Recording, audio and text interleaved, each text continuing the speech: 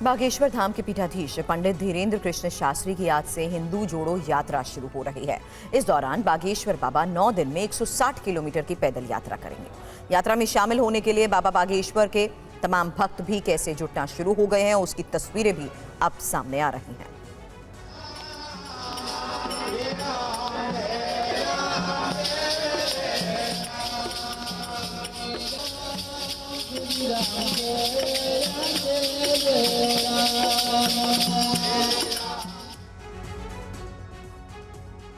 पदयात्रा का मकसद है क्या? इस सवाल पर TV9 भारतवर्ष से बागेश्वर बाबा ने क्या कहा, सुनिए।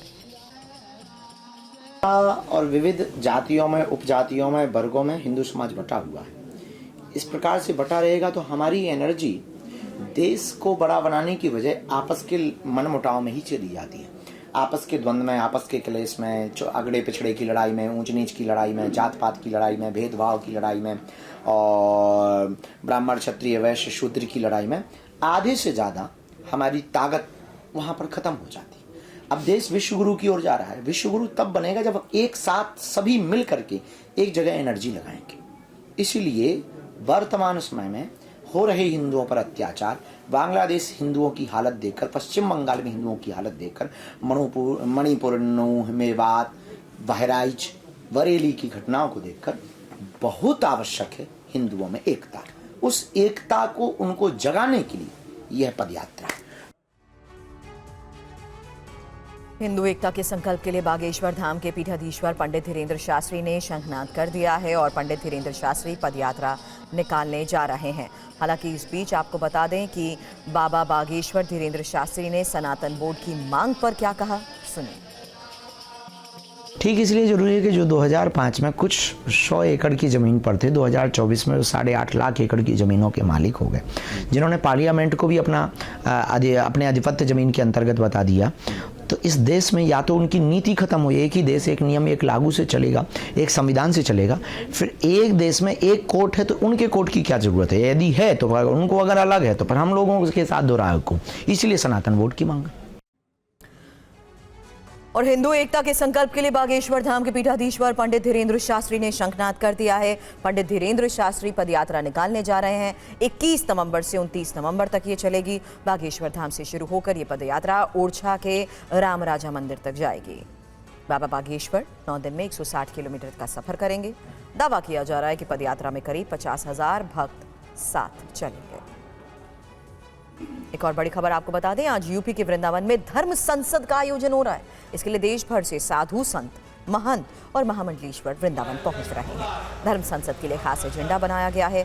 कई अहम मुद्दों पर इस धर्म संसद में चर्चा होने वाली है।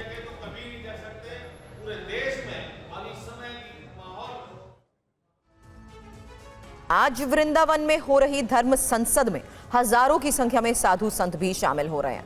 धर्म संसद में ब्रज के प्रमुख संत, बड़े बड़े महामंडलेश्वर भी सनातन धर्म से जुड़े मुद्दों पर मंथन करेंगे। इस धर्म संसद के लिए खास एजेंडा बनाया गया है और इसी एजेंडे में शामिल मुद्दों पर इस धर्म संसद में चर्चा होगी। इन मुद्दों के लिए आगे का रोड मैप तैयार होगा। मथुरा में धर्म संसद, सनातन के मुद्दे, धर्म संसद पर जो बड़े मुद्दे हैं उस पर नजर रहेगी, क्योंकि साधु संत जिस तरीके से मंथन करने वाले हैं उसको लेकर खबर ये सामने आ रही है कि बाकायदा एक एजेंडा भी तैयार किया जा चुका है।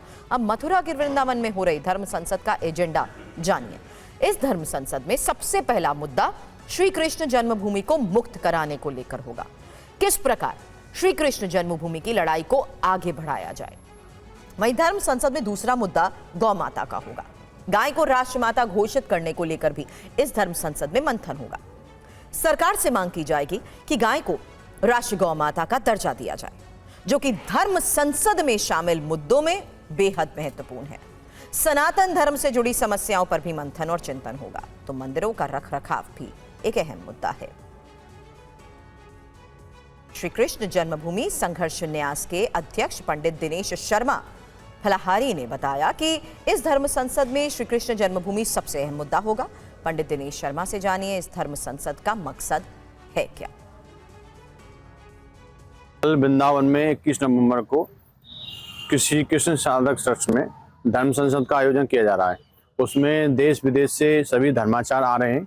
सभी महामंडलेश्वर संत भगवान पधार रहे हैं और सभी सनातन हिंदू उसमें आ रहे हैं। सभी का यही उद्देश्य है कि भगवान श्री कृष्ण के जन्म स्थान पर जो विधर्मियों द्वारा अवैध कब्जा कर लिया गया था, उस कब्जे को किस प्रकार हटाने का प्रयास किया जाए। न्यायालय में केस चल रहा है, न्यायालय में गवाही के लिए किन किन महामंडलेश्वर किन किन साधु संतों की गवाही सुनिश्चित की जाए और गौ माता को राष्ट्रीय गौ माता कैसे घोषित किया जाए। कई बिंदुओं पर वहां पर चर्चा होगी और वहां पर प्रस्ताव पास किए जाएंगे।